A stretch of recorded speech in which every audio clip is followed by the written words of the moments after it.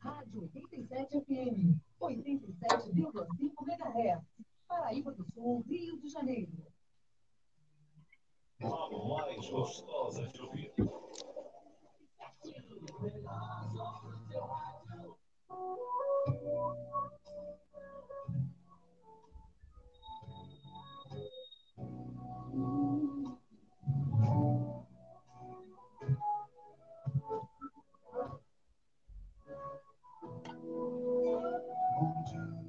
Está no ar. Bom dia.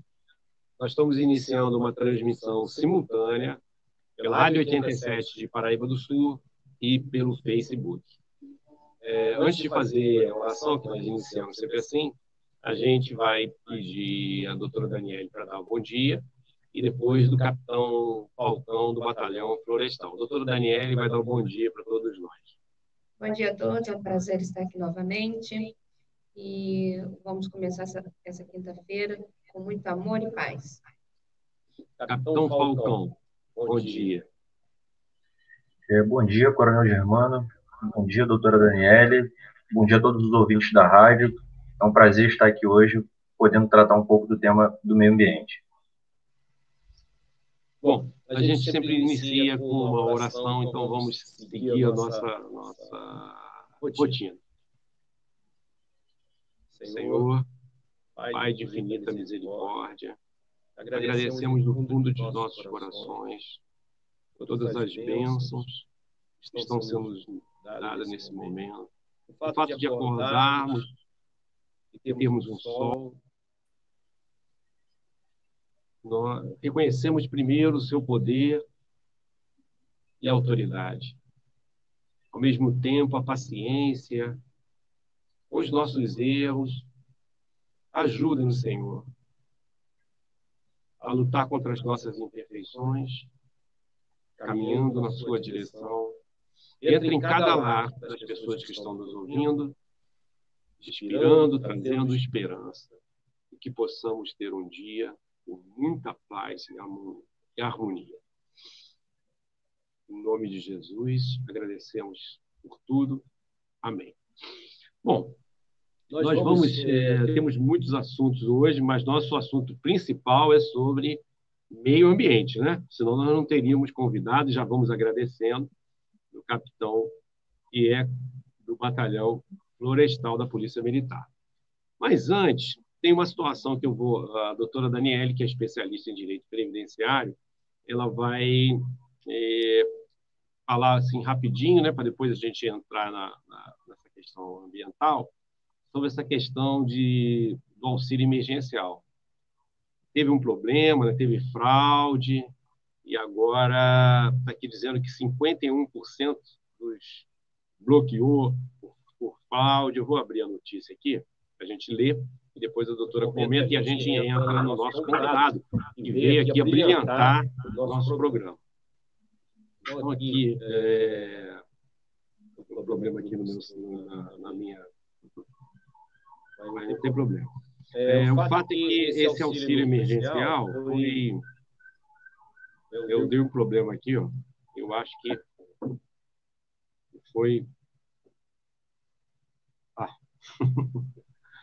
Pronto. Ao vivo tem isso, né?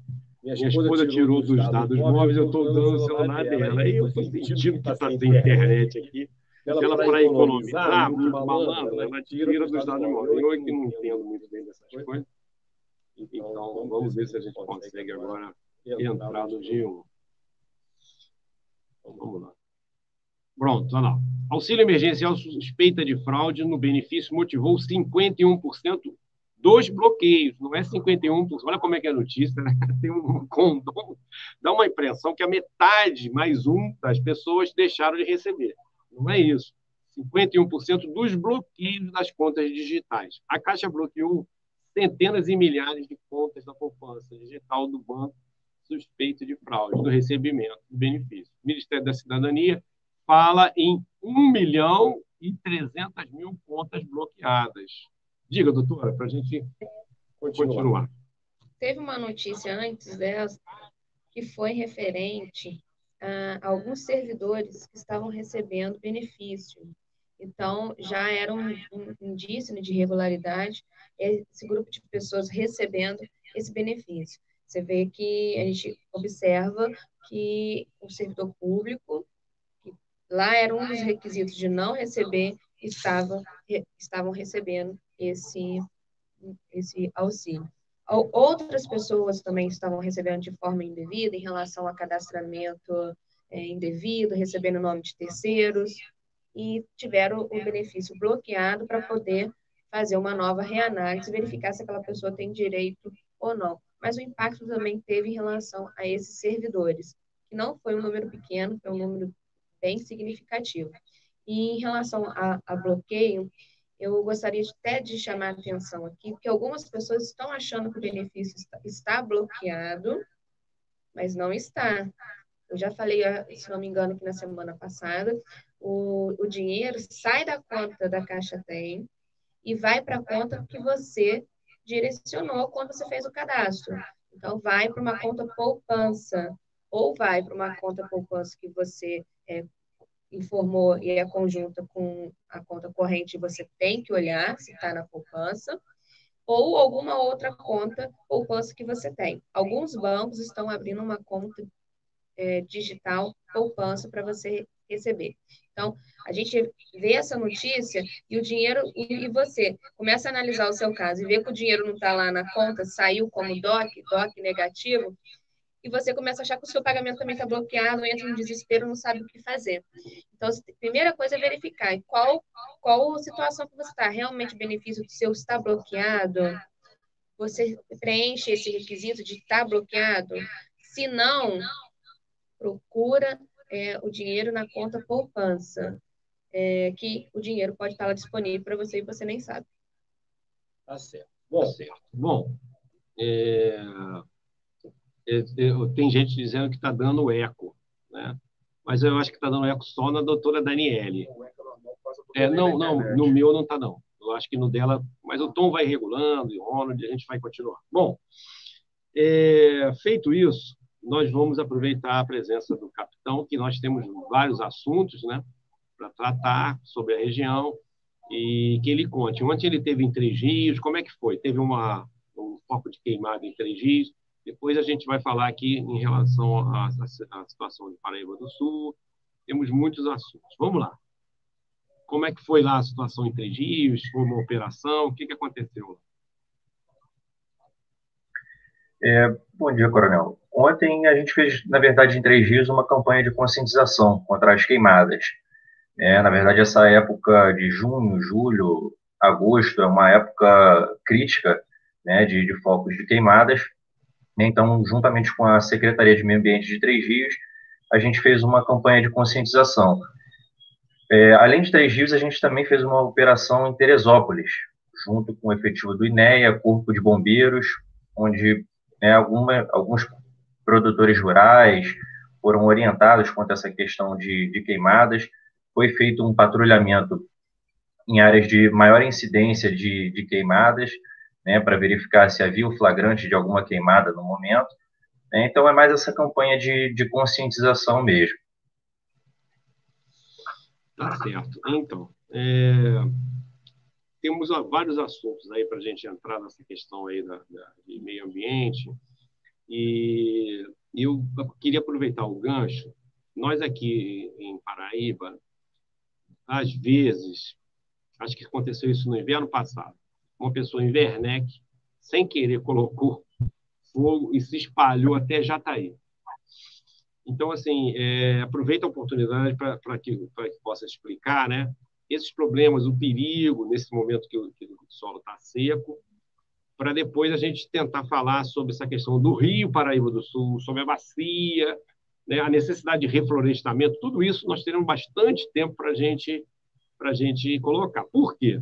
Nós somos de uma região que foi o Vale do Café. Nós tínhamos muitas plantações, então houve um grande desmatamento para o plantio do café.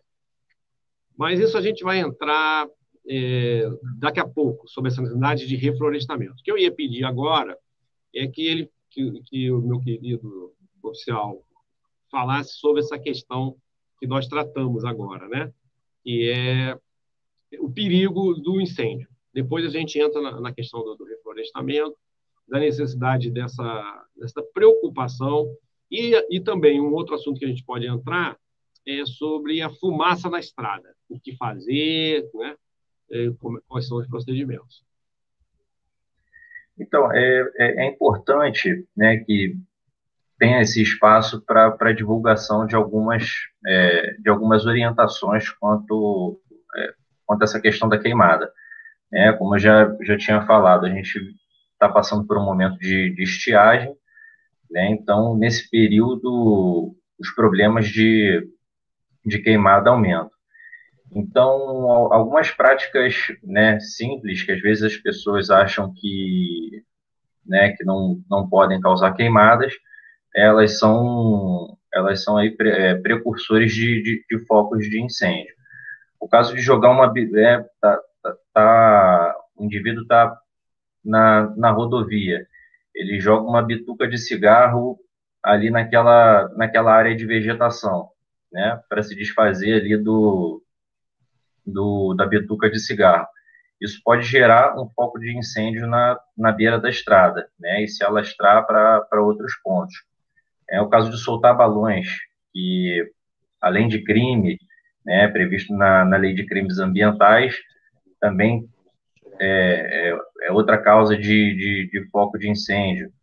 Né? Fogueiras feitas em áreas de acampamento, né, também podem ser outros focos de incêndio.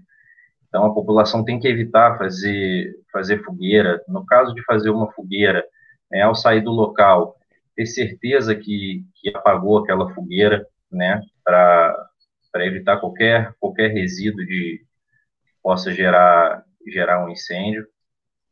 A destinação correta, né, do lixo também é muito importante, principalmente em locais de trilha, né, que a população costuma deixar plástico, garrafas de vidro no meio da trilha, com a incidência de raios solares, pode acabar gerando incêndio.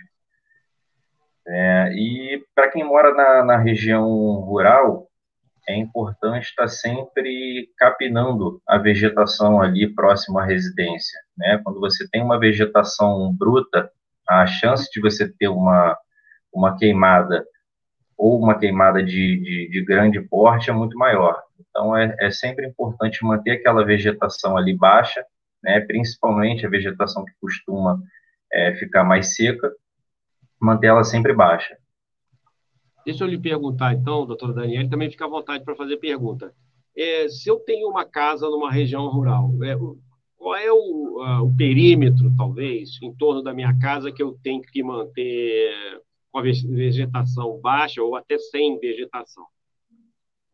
Olha, o ideal é uma distância de segurança ali de 100 metros. Para qualquer caso de incêndio, a pessoa tem um tempo hábil para ligar para o corpo de bombeiros, o corpo de bombeiros chegar no local e poder fazer a ação para apagar aquele incêndio ali. Então, ao redor da residência, um perímetro de segurança de uns 100 metros, eu acredito que seja algo seguro. Mas o produtor rural, os pequenos produtores, principalmente, não tem condição de fazer isso. Né? Ou, por exemplo, ali perto da minha casa, tem um morro que todo ano pega fogo. E esse ano foi o que aconteceu ali. O bombeiro foi até lá e apagou o fogo. Tem uma vegetação bem alta e começou o fogo lá na igreja de São Judas Tadeu. Aí foi aquela fagulha, não sei, aquilo vai voando e chegou até na minha casa. Só que eu fiz o muro e tem uma distância da cerca, tem um muro um pouco maior. Eu acho que ele me dá um pouco de segurança, porque senão ia alastrar para o muro, porque o fogo fica muito alto e muito perto da casa.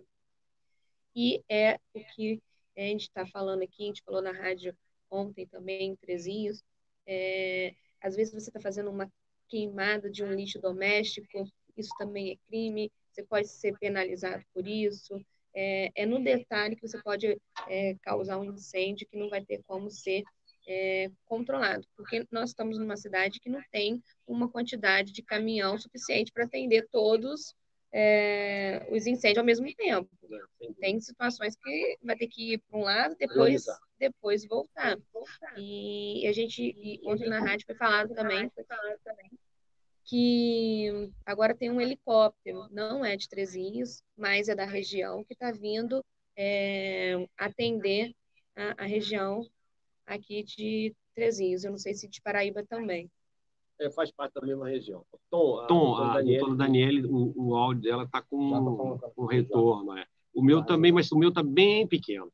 E aí não dá para os ouvintes. Mas vamos lá, vamos entrar na legislação, Falcão, por favor, para a gente. Vamos lá, vamos tentar descrever, aproveitar esse espaço, que é importante, para ensinar, né, as pessoas e alertar sobre a questão legal. Por exemplo, uma pessoa que coloca fogo no quintal e esse fogo espalha. Como o Batalhão de Polícia Florestal é um órgão especial, uma unidade especial da Polícia Militar, vocês estão mais afetos à legislação. Fala para a gente aí em que pode ser enquadrado e se você tiver aí até as penas sobre o delito. Então, a Lei de Crimes Ambientais, ela prevê no artigo 41, né, vou até aproveitar para ler aqui, que provocar incêndio em mata ou floresta ele dá reclusão de 2 a 4 anos. Então, essa questão de colocar fogo, ela foi abarcada aí pela Lei de Crimes Ambientais, né, e a gente atua nesse sentido de identificar um infrator que colocou fogo, né, e prender de acordo com a Lei de Crimes Ambientais.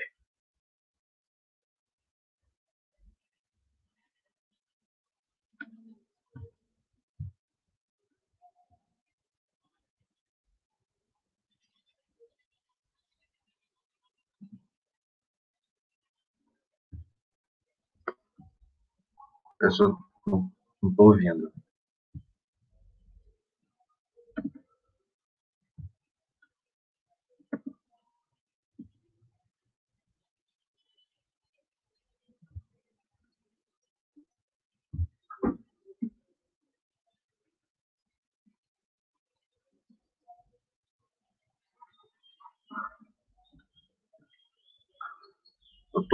Tô sem o áudio. Nós estamos sem água hoje, tá? Em Teji, não, aqui em Paraíba do Sul. Porque às vezes eu falo lá na rádio lá e me confundo. Nós aqui em Paraíba, hoje, nós estamos sem água, tá? A SEDAI fez anunciou que a cidade inteira iria ficar até às 17 horas. Porém, contudo, todavia, entretanto, alguns locais serão 48 horas. Então, eu ontem até falei aqui com o Ronald e vou repetir. Uma lavagem de roupa, em média, são 400 a 500 litros.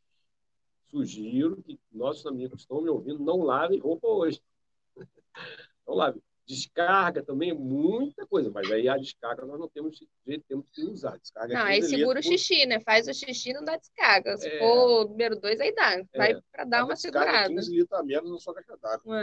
O Ronald está falando que são 15 litros a menos. Mas, veja bem, dentro do meu cálculo, minha cabeça não é muito boa para números, não. Mas eu acho que se a pessoa não lavar roupa, ela vai conseguir se manter até de noite. Agora, 2 dias, que alguns locais mais altos vão ficar 48 horas. Aí, realmente... então, isso aí para de fazer xixi, para de lavar roupa, para de usar. Para conseguir lavar a louça, para conseguir lavar essas situações mais de emergência. Pandemia, né, que a gente tem que estar fazendo, a higiene, tomando banho, lavando mão. A roupa. Então, pelo menos, o banho a gente tem que guardar, né? Porque é a prioridade, quando chegar a lavar de mão, etc.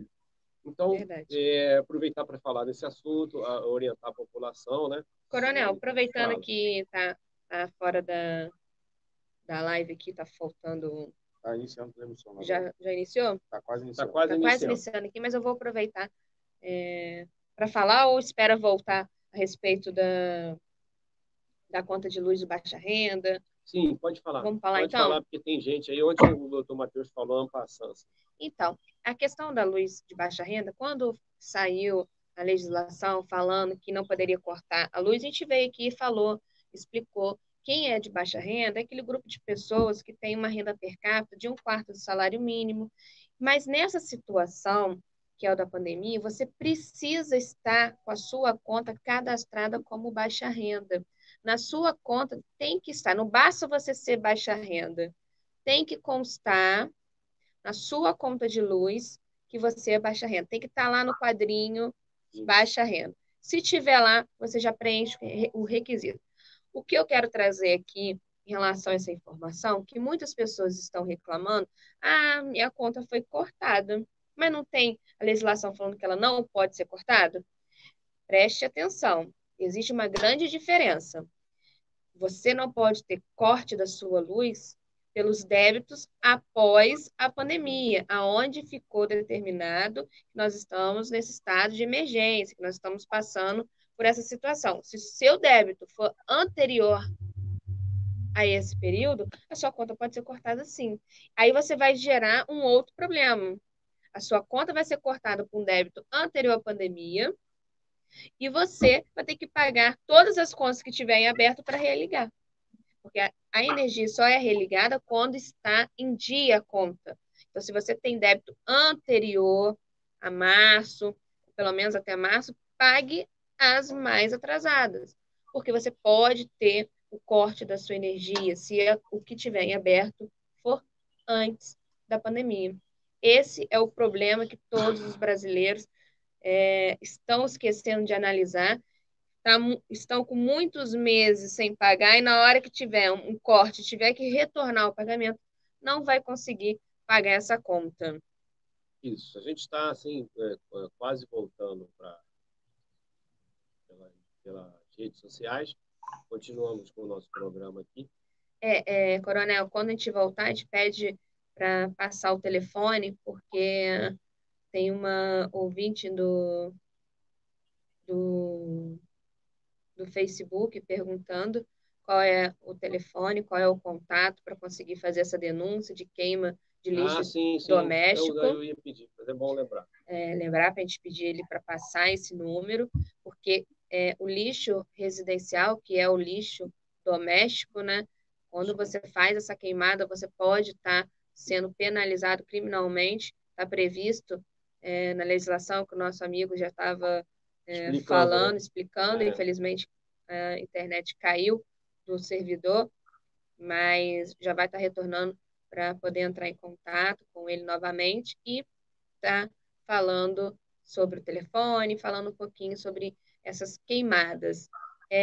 Coronel, foi muito interessante o que ele falou para a gente em relação à queimada, que a gente sempre busca um culpado pelas queimadas. Como que iniciou? É muito difícil a gente conseguir penalizar as queimadas. Aí voltou. Isso. O Capitão Falcão está nos ouvindo? Estou ouvindo. Isso, voltamos.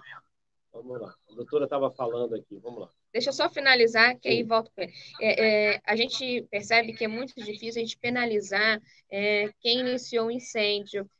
Precisa de uma perícia para verificar. Foi muito importante o que foi falado pelo capitão aqui, é que esses materiais que se deixam nas trilhas podem causar um incêndio. E muitas pessoas acham que não, que o incêndio é só se eu acendi lá o isqueiro e vai pegar o fogo. Então, esse tipo de cuidado também é importante. É importante, ao meu ver, a gente tem uma legislação que dá o suporte para conseguir penalizar, mas o difícil é você comprovar se aquela pessoa cometeu ou não aquele crime.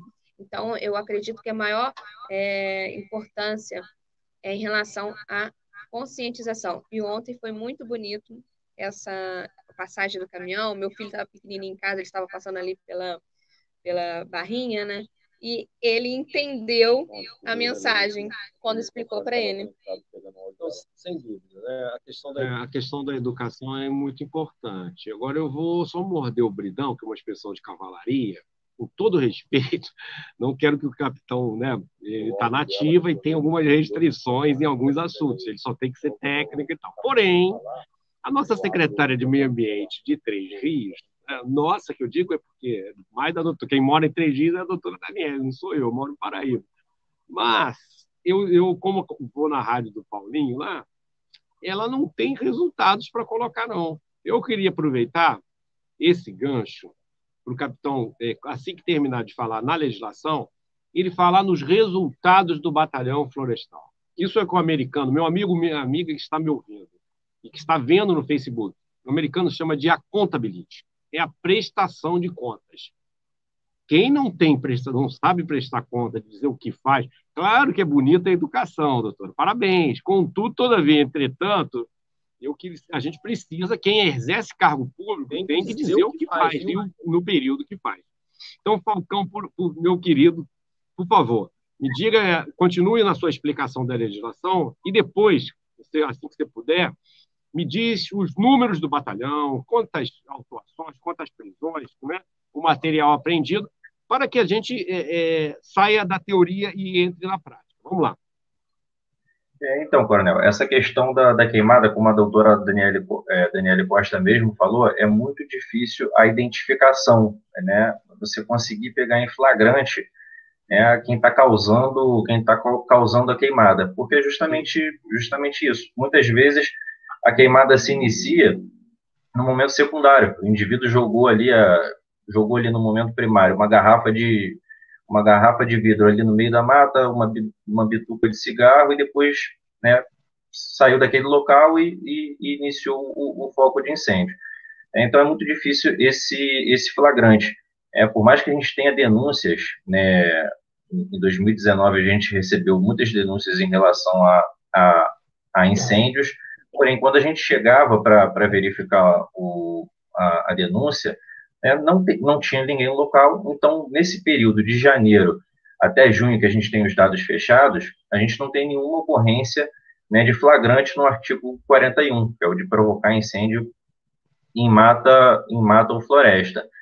O que eu queria deixar aqui para a população, né, é que, caso a população saiba, identifique a pessoa que está realizando a queimada, né, ela ligue de imediato para o número 190, denuncie a Polícia Militar, né, e vá como testemunha com a comissão na delegacia identificar aquele causador do incêndio. E, posteriormente, na delegacia, após o registro, vai ser feita a perícia, vai ser dado início a um processo e, consequentemente, essa cultura, né, da queimada vai diminuir. Porque somente com a identificação, com a punição, a gente vai mudando essa mentalidade da população de realizar queimada, de descartar o lixo de maneira incorreta, né? E sempre, claro, visualizou a queimada, ligar para o Corpo de Bombeiros, o número 193, para que o Corpo de Bombeiros chegue ao local e apague aquele incêndio o mais rápido possível para ele não se alastrar. Ok, então a minha pergunta não foi só sobre queimada, eu acho que eu não fiz direito. Eu queria saber o seguinte, quais são os resultados operacionais, não só sobre o incêndio, do batalhão, porque nós vamos desdobrar o assunto e precisamos, a gente tem que entrar em caça e em pesca fora da época, porque tudo é muito propício aqui, nesse momento. Então, e aí vamos entrar aqui, os resultados, você está aí com os resultados do batalhão, ou pelo menos da sua companhia, a nível operacional, número de presos, para a gente prestar conta com as pessoas que estão nos vendo e estão nos ouvindo. Sim, sim. E, assim, os crimes principais aqui na região, eu trouxe alguns dados aí para a gente ilustrar, não só na região de Paraíba do Sul, mas toda a região que compreende a minha unidade de polícia ambiental. Por exemplo, em relação a desmatamento. Desmatamento, a gente teve 23 ocorrências, né, de janeiro a junho, com 18 presos, né, e de área desmatada, só nessas 23 ocorrências foram mais de 86 mil metros quadrados, né, de desmatamento, né, que a gente conseguiu efetuar a prisão aí de 18 indivíduos, mas é uma questão que até o senhor falou que vai entrar à frente e é um problema muito grande na região. A situação de pesca também, a gente teve 2 ocorrências com pesca, material apreendido, como tarrafa, rede. Apesar do pouco número de denúncias que a gente recebe aí da região de Paraíba do Sul, a gente tenta sempre manter o patrulhamento com vistas aos crimes ambientais que ocorrem aí na região. Caça, a gente teve ocorrência de caça também, principalmente de aves silvestres. A gente teve apreensão aí de 22 pássaros aí na região que estavam sendo mantidos em cativeiro de maneira ilegal. Então, a gente tem feito um trabalho muito positivo aí na região. Deixa eu lhe perguntar aqui, a doutora vai perguntar sobre o telefone, não foi? Quando a gente ficou fora do ar? Fala. Teve uma ouvinte que perguntou qual é o telefone para poder entrar em contato para fazer uma denúncia. Também está sendo perguntado aqui se uma filmagem serve como prova que a pessoa iniciou um incêndio. Então, só passando o telefone de denúncias do Comando de Polícia Ambiental, ele serve para qualquer região do estado do Rio de Janeiro e para qualquer tipo de crime ambiental. O DDD é o 21 2334 7632. 2334 7632. Então, ele serve para denunciar qualquer tipo de crime ambiental, seja de uma construção irregular, de um desmatamento, de uma queimada, de animal silvestre em cativeiro, maus tratos, qualquer tipo de crime ambiental previsto na legislação, em todo o estado do Rio de Janeiro. E a segunda pergunta em relação... Só um minutinho. O nosso amigo colocou o telefone ali. Vamos colocar de novo? Nota 1000 ali. Parabéns. Já colocou. Parabéns. Eu sozinho sou um fracasso para qualquer coisa. Como é importante esses jovens, né? Eles vão nos conduzindo aí. Assim, eu não sei fazer a sopa, mas sei se ela está salgada ou se está insossa. E aí estou vendo aí um show, um telefone. Por quê? Isso eu entendo. Nós guardamos pelo som. E quando nós, que isso chama-se, a gente está acostumado a dar aula, quando nós estamos escutando o número e vendo o número, nós guardamos com muito mais facilidade. Então, parabéns aí. Vamos continuar. Você ia responder uma outra pergunta da doutora, ou não? Eu que estou interrompendo. Então, eu vou responder. Eu mesmo pergunto.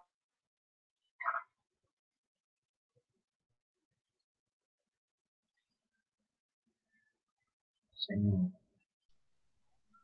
Eu tô sem o áudio. Tá sem o áudio? Então eu vou responder. Não, agora foi. Já voltou? Então, voltou. É porque o meu tá desligado. Isso. Pode falar de novo, tô escutando? Faz a pergunta de novo, doutora, por favor. Um ouvinte aqui do Facebook, ele está perguntando se a filmagem serve como prova para denúncia. De alguém que está botando fogo. Sim, a filmagem vai ser mais um material ali, né? Mas o importante é a denúncia, né? E a testemunha ali denunciar, identificar o acusado e oferecer essa filmagem aí como prova ali do crime. A filmagem, complementando, a filmagem ela vai servir de indício de início do crime, né? É o início, porque vai precisar perícia, enfim. Ao meu ver, eu acho que o incêndio que acontece numa residência menor, numa propriedade pequena, é mais fácil você conseguir punir. O problema é quando... Na estrada. É na estrada. O dono tem uma... A gente sabe que na lateral aqui da estrada, é o mesmo dono quase chegando de Paraíba, Xadô, quase todo mundo. Então, é muita terra, não tem como você ficar fiscalizando. Então, é mais uma questão de conscientização, e quem utiliza como passo não colocar fogo, ou fazer dentro da legislação, porque é possível fazer, é importante também de falar que tem um procedimento correto de fazer esses procedimentos. Deixa eu aproveitar, já que a gente está... O assunto da semana foi o desembargador. Olha, quando eu pensei que ia ser um dia só, o desembargador que não quis usar máscara em Santos.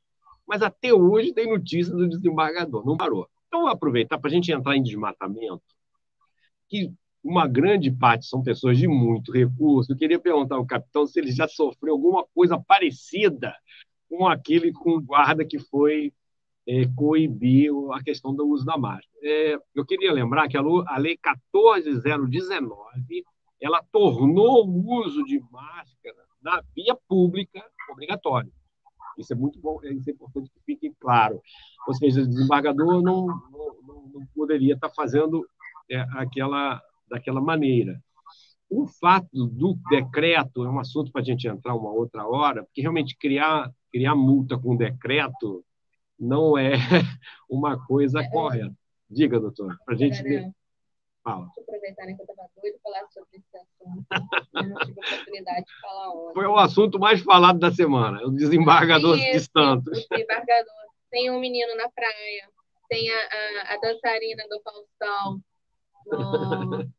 no hotel, são vários.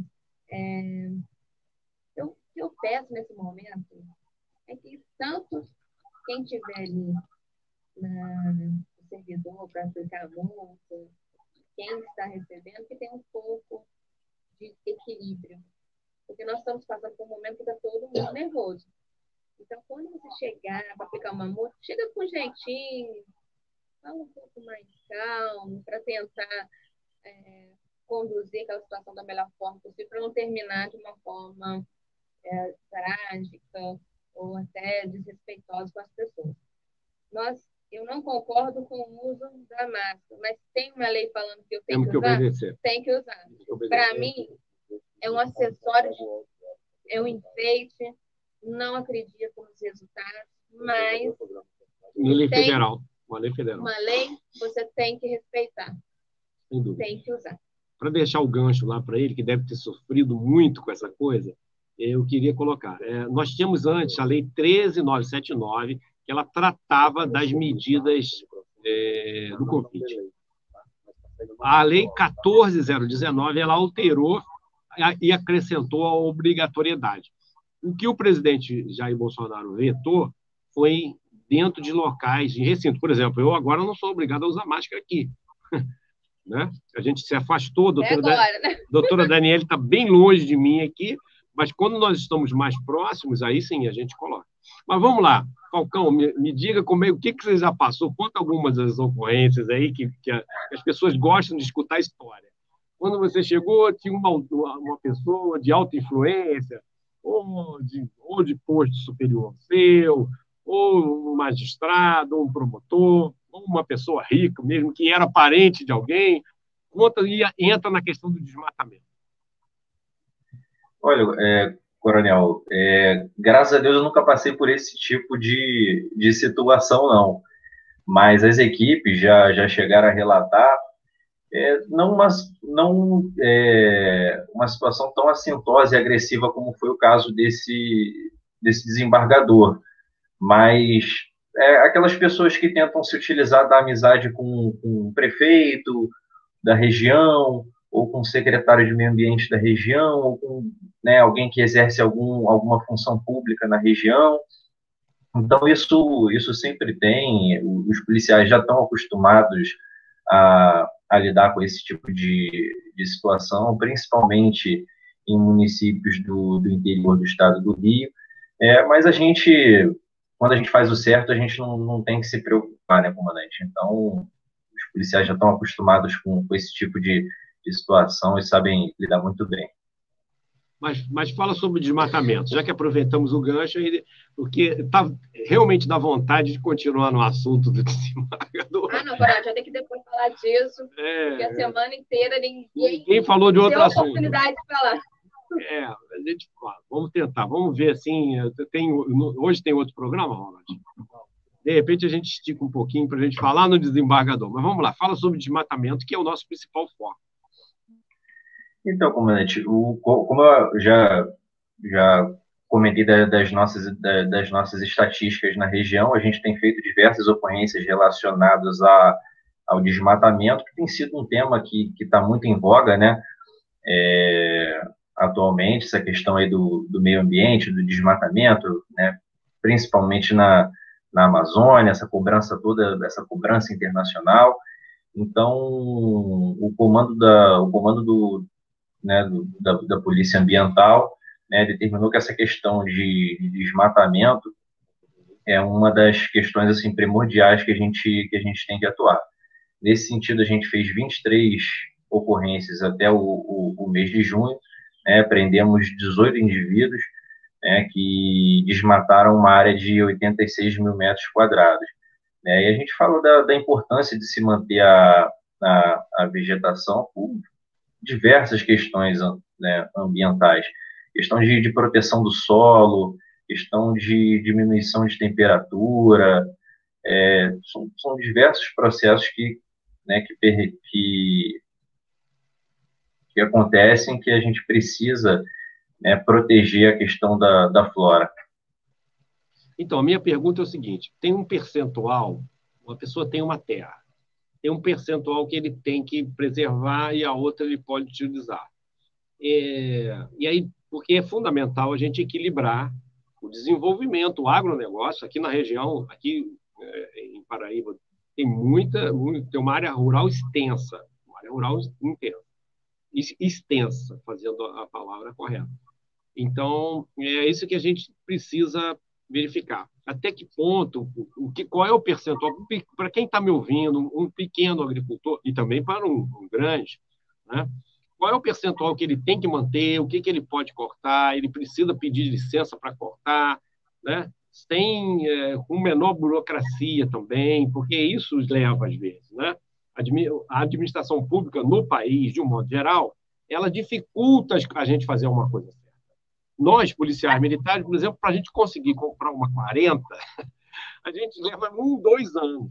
Um policial que não for honesto, ele toma de vagabundo, etc, etc. Porque no meu modesto entendimento, o policial que quer comprar arma, ele está querendo submeter a ação do Estado. Deveria ter mais velocidade e tributos zero, né? Porque ele passa a ter o controle daquele armamento. Muito melhor, e ele não fica com arma criminosa. Mas não é questão da arma.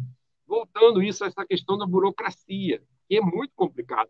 O pequeno agricultor e o grande, ele precisa aumentar a produção. Como é que ele tem que fazer, o que ele pode, o que ele não pode, e explica para as pessoas que devem estar com muita dúvida nesse momento. Então, em relação ao perfil que ele deve manter de proteção, nessa região, o percentual é de 20% ali daquela propriedade, ele tem que manter preservado. Né? Então, né, 20% ali da área daquela região que ele possui, ele tem que manter preservado. Quanto à questão da autorização para corte, né, ele precisa buscar essa autorização ambiental para corte de árvores na Secretaria de Meio Ambiente. Se a região for de mata nativa, aí ele busca essa autorização ambiental com os órgãos do INEA. Entendi. Então, é possível compatibilizar a proteção ao meio ambiente e o desenvolvimento do agronegócio. Pelo menos eu vejo a ministra Tereza Cristina defendendo isso, né? Por causa do selo verde, para exportar, etc. A razoabilidade, né? Que a gente fala. Doutora Daniela, que eu acho que tem uma pergunta do ouvinte aqui. É do ouvinte. Ele quer saber se o crime é inafiançável, crime ambiental, que acho que tem desmembramento aí, mas fala de uma forma mais... O áudio está baixo. A doutora está perguntando se os crimes ambientais, ela não, né, o ouvinte, são inafiançáveis. E também... Não, os crimes ambientais, a maioria dos crimes previstos na lei de crimes ambientais são crimes de menor potencial ofensivo, né? E os crimes que não são de menor potencial ofensivo, eles possuem fiança. Por exemplo, eu acho que a caça é uma tipificação maior, né? É porque o crime ambiental tem várias ramificações. Vários tipos penais. Então, tem um que vai ter outro, não, depende de cada gravidade e cada legislação. Tem até dos maltratos dos animais, tinha um projeto de lei para tornar inafiançável, tem vários desmembramentos. Então, é importante não fazer para não correr o risco de ficar preso. Então, o certo não faz nada, você vai estar seguro. Outra questão, além da questão da prisão, existe a multa também. Então, é importante frisar essa questão da multa. Porque tem uns que, os crimes que a gente vê assim, ou multa, aqui não é multa. Eu acho que o capitão está falando é que, afora a multa gerada pelo devido processo legal, alguns são configurados infrações administrativas e que são combinadas multas, não é isso, Falcão? Sim, sim. E como é que você faz? Vamos dar um exemplo concreto para a pessoa entender. Chegou ali, você pegou uma pessoa que está caçando uma capivara, que é muito propício no Paraíba do Sul. Elas ficam nadando, vão para um lado, para o outro. Como se reproduz essa capivara? Sabia? Nossa Senhora! Na tarde, no verão, elas ficam, parece até que estão desfilando e pegando um solzinho, sabe? Me lembra um pouquinho as praias do Rio de Janeiro, ali uma foto. Elas vão para um lado, nada para o outro, nada para o outro. O sujeito resolve matar uma capivara, e vocês prendem em flagrante. Aí, a parte criminal, eu acho que você falou ontem para mim, vai até 4 anos, o que já não é tendo menor potencial ofensivo, mas aí como é que você faz para lavrar a multa? Já que o Batalhão Florestal, porque não tem um convênio que deveria ter, Polícia Militar é polícia administrativa, não é culpa sua, claro, mas é uma coisa que precisaria, assim como na infração de trânsito. Mas aí vocês mandam para o IBAMA, mandam para a Secretaria de Meio Ambiente. Como é que vocês fazem quando vocês prendem alguém em flagrante? Para que ele sofra a multa administrativa, a sanção, a penalidade, que é a expressão correta do direito administrativo, é penalidade. Então, em relação à questão administrativa, quando a gente verifica um crime contra a fauna ou contra a flora, nós fazemos o chamado auto de constatação, que é relatando o fato, é uma parceria que a gente tem com o INEA. Esse auto de constatação, ele vai para o INEA para daí ser verificado por eles e gerado um auto de infração, onde vai ser aplicado a multa. Nós não aplicamos a multa no momento, nós só identificamos o fato e relatamos para o INEA avaliar e aí sim emitir a multa. Entendi. Então, mas você não acha que essa delegação de competência ia ajudar muito o Batalhão Florestal? Vocês têm... Sabe por quê, gente? Porque aí, entrando na perturbação da paz e sossego alheio. A Polícia Militar recebe, no final de semana, muita gente que telefona falando que tem barulho ali, acolá. É uma coisa de grande desgaste. E aí, nós chegamos lá. Nós temos aí, se não me engano, o artigo 42, não sei bem, não me lembro. Né? A cabeça não está boa. Mas nós temos uma contravenção que é a perturbação da paz e sossego alheio. Ok. Então, normalmente o policial chega lá, alerta, aí daqui a pouco ele sai, volta o barulho. Ou seja, se ele chegaria, no caso concreto, com auto de infração, acabava o problema. Você não acha que que melhoraria o desempenho profissional se o Batalhão Florestal pudesse ele mesmo lavrar a autuação administrativa? Sim, acho que quanto mais meios a gente tiver na nossa mão, maior o nosso poder de repressão, e eu acho que vai ser muito maior o efeito.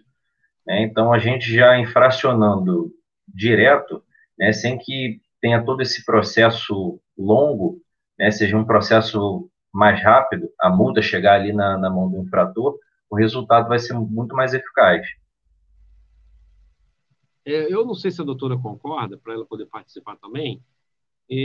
As polícias mais desenvolvidas do mundo, elas atuam mais no direito administrativo que no direito penal. O direito penal implica, vamos supor, um delito de menor potencial ofensivo. É uma cesta básica. Não é? Então, assim, no campo da PM em si, que é uma polícia administrativa na sua essência, seria fundamental essa lavratura do auto de infração para o florestal, mas também para pequenas condutas. Né? O sujeito está fazendo xixi na rua. É um ilícito penal, seria um ato obsceno. É muito mais prático que fosse uma infração administrativa e fosse multado, sentindo o bolso. A gente tem que mudar um pouco a cultura para a gente entender muito bem como é que vai funcionar. Porque hoje a gente vê em questão é o uso de máscara e fazer infração ali aplicar a pena, a multa ali na hora, pede documento, a pessoa não quer dar o documento. Então, a gente vê que a população ela não está preparada para essa abordagem. É o que aconteceu com o menino na praia. Pediu colocar máscara e teve que toda aquela confusão. Eu acho que é questão de cultura. Nós temos que começar a mudar e a entender esse tipo de conduta, de a gente ser multado, está fazendo alguma coisa errada no momento, e que a gente tem que ter aquela obrigatoriedade de entregar o documento.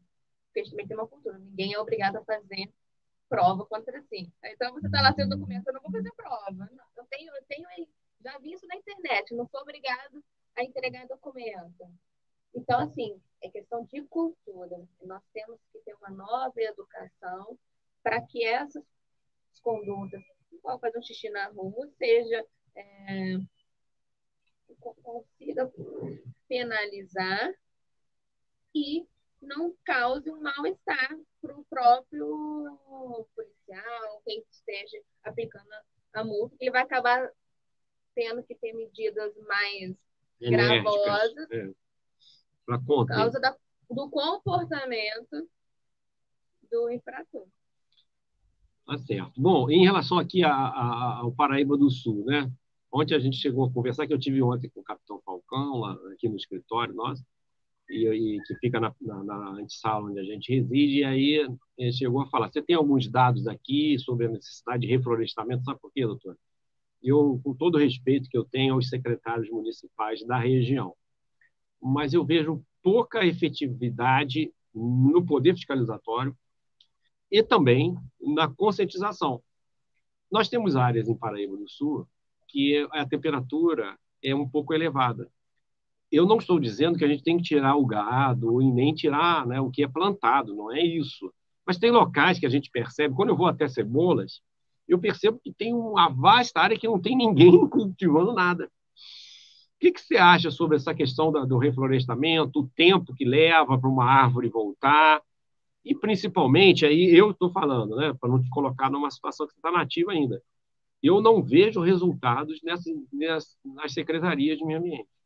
Porque um secretário de meio ambiente, quando ele teria que estar toda vez que instado, toda vez que ele vem a público, no meu modesto entendimento, ele teria que dizer o que ele fez, o que ele fiscalizou, quantos quilômetros, né, quanto foi reflorestado, e eu não vejo, só vejo educação ambiental, que é importante, mas, né, nós temos que ter também essa ação.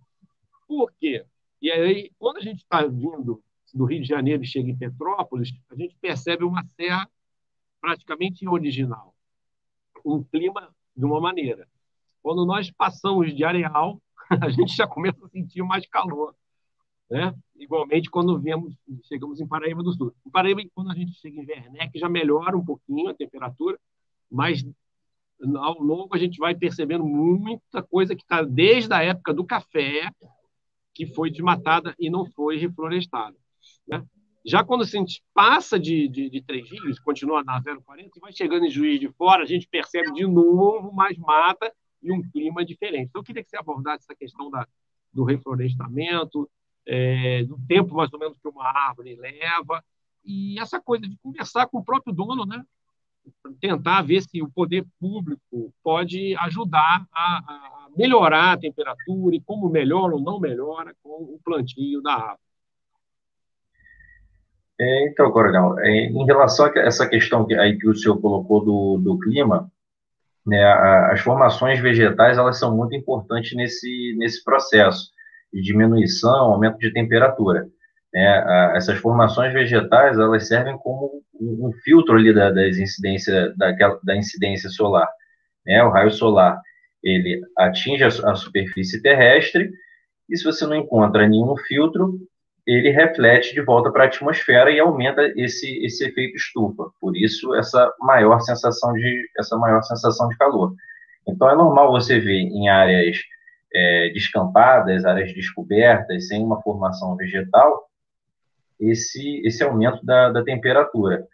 Então, é importante tanto o processo de manutenção das florestas primárias, né, que são aquelas florestas que não sofreram com a ação do homem, ou sofreram muito pouco com a ação do homem, a manutenção e proteção dessas florestas, e também um incentivo por parte das secretarias de meio ambiente desse reflorestamento que o senhor falou, através do plantio de mudas, né, da conscientização da população, né, que esse plantio ele é importante, e é um processo que não é demorado. De 3 a 5 anos você consegue ter uma vegetação ali já de pequeno porte, né, no seu estágio primário ali, de até uns 4 metros, 5 metros, você já consegue ter essa vegetação, né? É claro que depende de árvore para árvore, né, o processo de crescimento, mas em torno disso, em torno dos 5 anos, você já consegue ter uma vegetação, né, que consegue fazer o papel dela ali nessa questão da diminuição do clima. Eu quero deixar bem claro aqui que a gente não está pregando que em um local que haja agricultura, que aquilo deve... Não é isso, né? Deve ser encerrada a atividade agrícola, nem a pecuária, né? Nós estamos falando de locais que não tem nada, fazer alguma coisa. E a gente vê que passa governo, pelo menos aqui na região, eu vejo muito isso em Paraíba, mas vejo em Três Rios. Três Rios, então, tem mais foco de queimadas, eu não sei por que acontece mais incêndio em Três Rios. E tem na entrada da cidade, assim, quando a gente está no centro, a gente percebe algumas áreas em Três Rios que não tem nada, não tem ninguém plantando nada, não tem nenhum gado e ninguém coloca, não há essa preocupação. E Três Rios é mais quente que Paraíba. E outra coisa que eu tinha te perguntar, aproveitando o gancho aqui, o fato de estar entre rios, ou seja, a umidade aumenta, por isso que a sensação térmica em Três Rios seria maior do que em Paraíba do Sul? Ou é impressão minha? Como o coronel não ouvi? Eu vou repetir. Em Três Rios, a gente sente mais calor que em Paraíba do Sul, não é isso, doutor? Nossa, você já chega em Três Rios... Ensopado. Eu me lembro quando eu morava no Rio de Janeiro, quando eu trabalhava no Detran, ia almoçar no Saara e voltava molhado. Por que Três Rios é mais quente do que Paraíba? Será que por fato da umidade dos rios? Não é à toa que o nome da cidade é Três Rios? A umidade influencia nesse processo, sim. Até de sentir isso que o senhor falou, né, do suor, de escorrer, né, e tudo mais. Então, o clima mais úmido, você sente mais o efeito do calor do que num clima mais seco. Só para a gente terminar aqui, tem alguém que está perguntando sobre o desmatamento legal e desmatamento ilegal.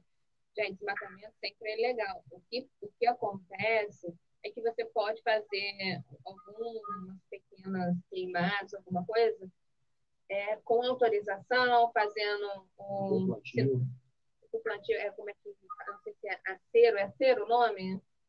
Isso, acero. Aí tem todo um procedimento, não é sair botando fogo em casa, não, tem que ter autorização, tem que fazer todo um procedimento, tá? E outra pergunta, eu mesmo perguntei, eu respondi, né? Mas se você quiser complementar, pode complementar.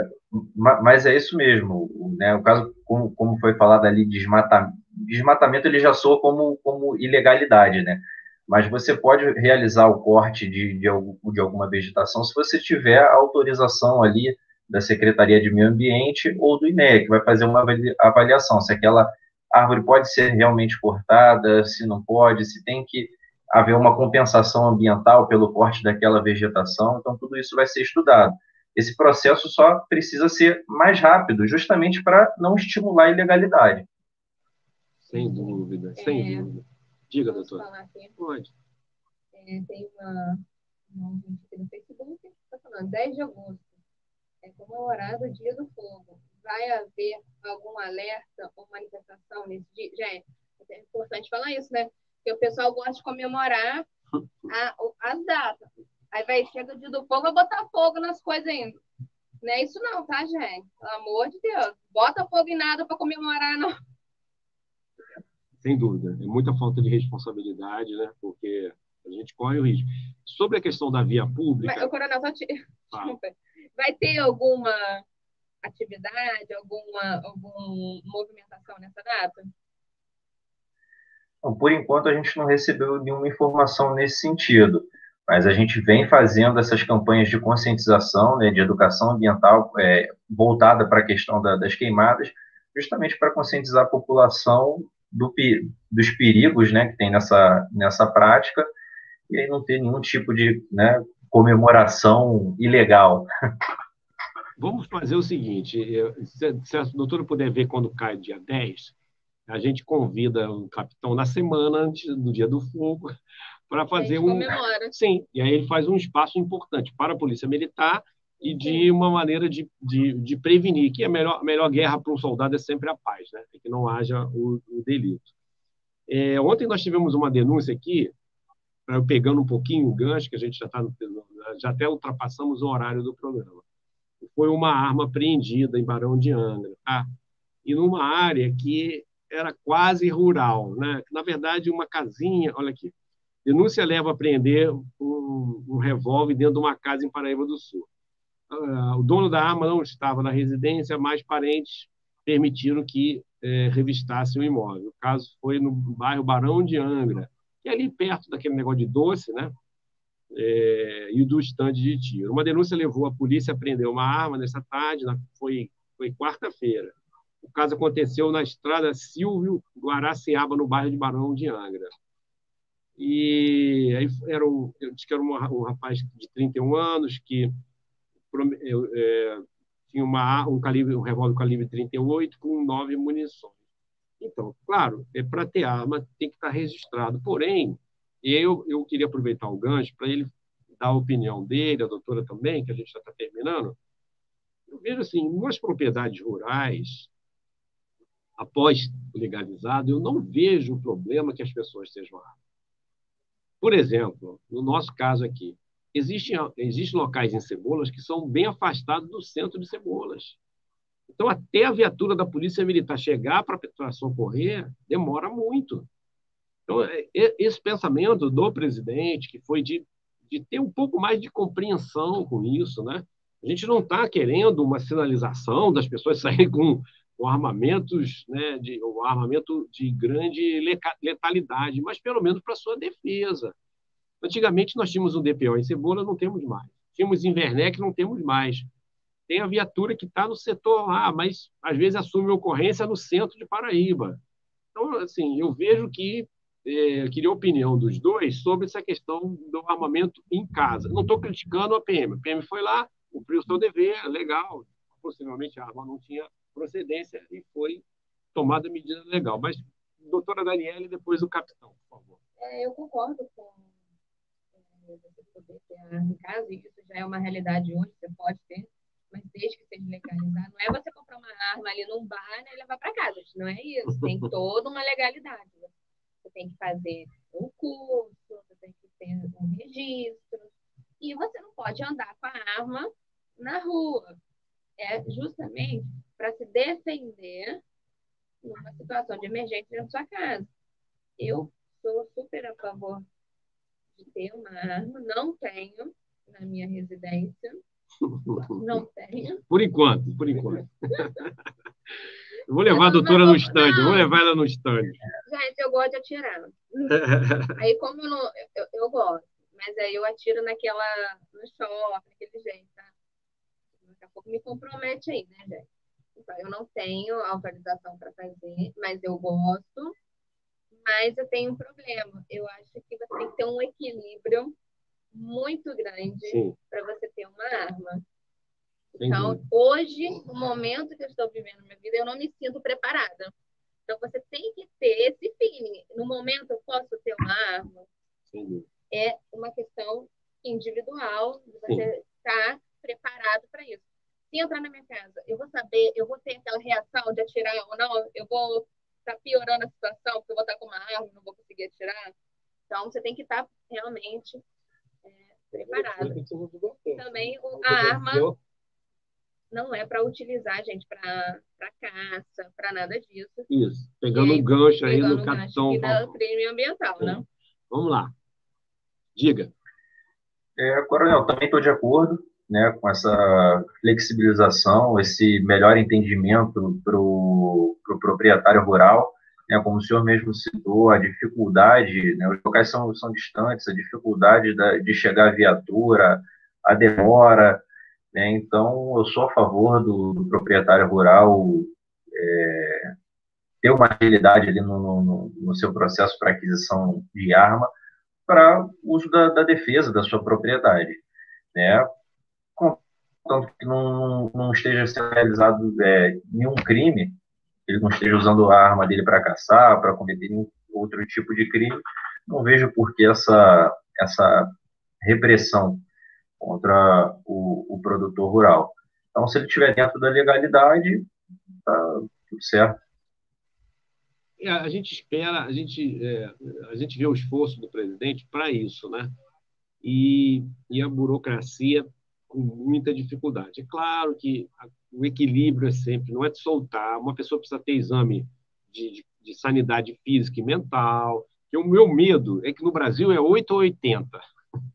Ou é 8, libera para qualquer um, o sujeito está com um problema mental, vai lá e compra uma arma, ou então uma pessoa séria, com responsabilidade, demora, é a porta estreita e a porta larga, já que nós estamos numa rádio evangélica e o ouvinte evangélico entende muito bem o que eu estou falando.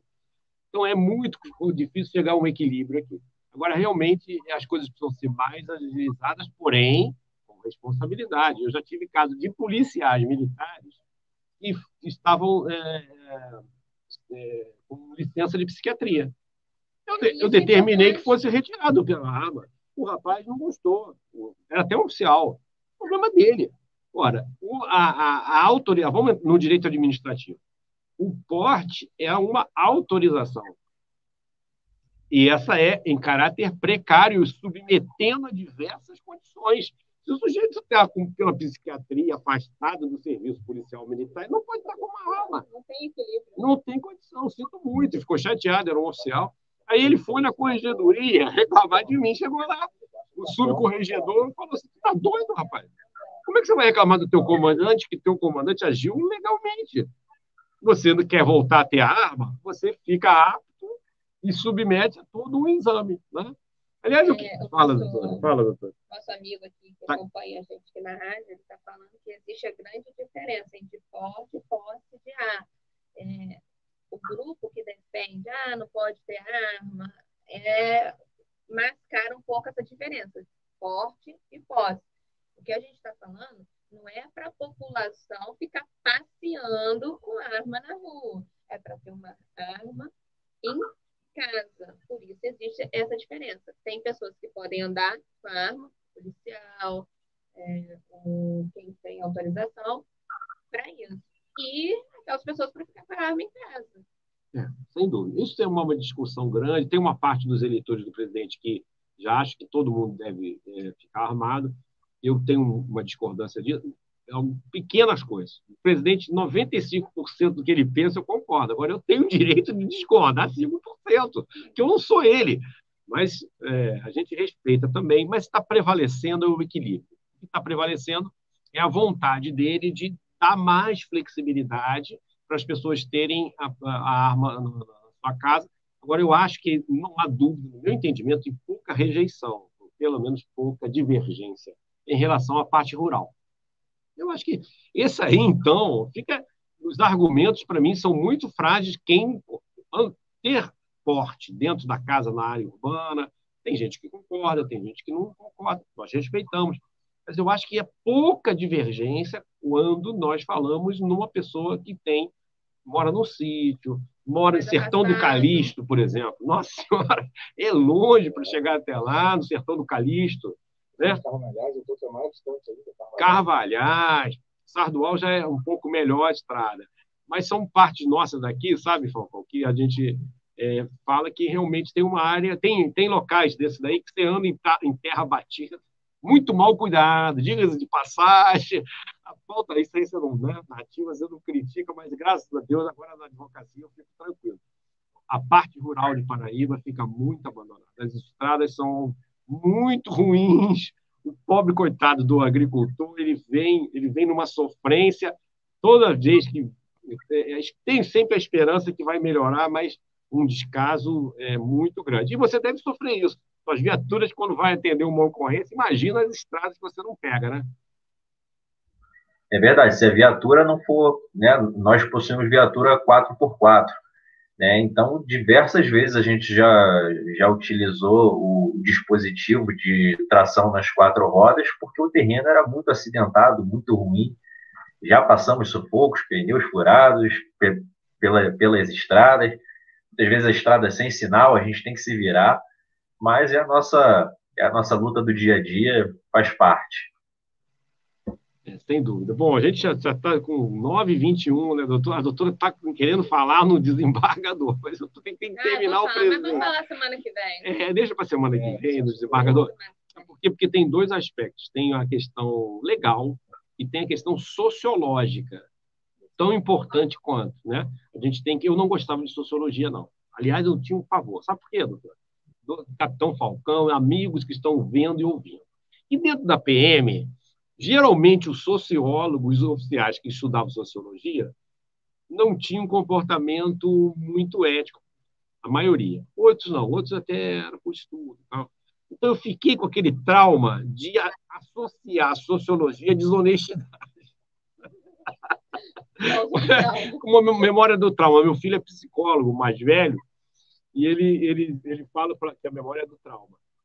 Mas, depois que eu comecei a estudar um pouquinho, a sociologia nos ajuda a entender o direito, né? Por isso que é importante ter uma cabeça tranquila, com equilíbrio. Tem alguns pontos que, para nós, são inegociáveis. Não aceitamos nenhum convencimento de aborto, não aceitamos nenhum convencimento de liberação de droga e, muito menos, ideologia de gênero nas escolas. Essa aí a gente nem senta para conversar, né, doutor? Quem é conservador sai logo disso. Mas as outras coisas a gente precisa sopesar, não ter esse domínio que eles possuem, que eles não querem nem nos ouvir. Então, a sociologia, eu passei a entender um pouquinho mais o direito, com o estudo da sociologia. Então, a gente, para falar no desembargador, a gente tem que falar numa obra de eu até aconselhar quem está nos ouvindo e vendo. Tem uma obra de... meu Deus, Roberto da Mata. Roberto da Mata é um sociólogo de Niterói, que chama-se A Casa e a Rua. E ele fala sobre sabe com quem está falando, muito interessante. Depois que eu li ali, que eu entendi um pouquinho mais sobre o que ocorre no Brasil. Mas hoje a gente não vai falar no desembargador. Vamos nos despedir, deixar a doutora se despedir, e depois o capitão Falcão. Um abraço a todos, até a próxima semana. Foi um prazer participar aqui com o capitão, com o coronel.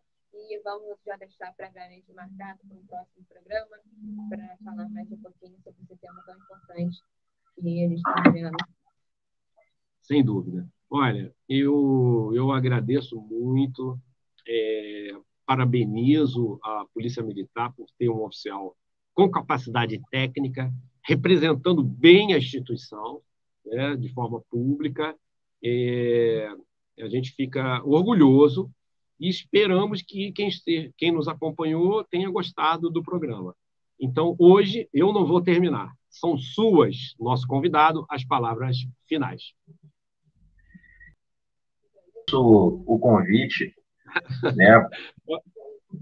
Eu agradeço ao convite por estar hoje aqui, podendo falar um pouco de meio ambiente, né, com os cidadãos de Paraíba do Sul. Né? Agradeço a doutora Daniele também.